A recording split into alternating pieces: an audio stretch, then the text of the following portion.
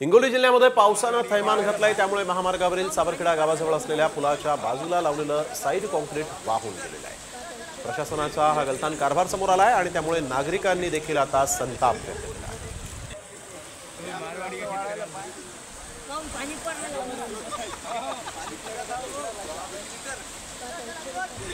हिंगोली नांदेड राष्ट्रीय महामार्गावरील सावरखेडा गावाच्या जवळ उभा आहे आणि या सावरखेडा नदीवरती प्रचंड मोठ्या प्रमाणामध्ये महापूर आला आणि या पुराच्या पाण्याच्या दबावामुळे पुलाचा जो मागचा भाग आहे तो खचलेला आहे।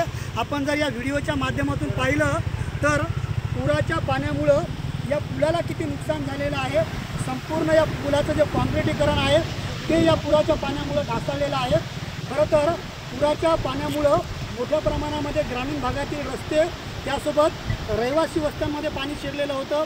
नागरिकांच्या दुकानांमध्ये देखील मोठ्या प्रमाणामध्ये नुकसान झालं होतं।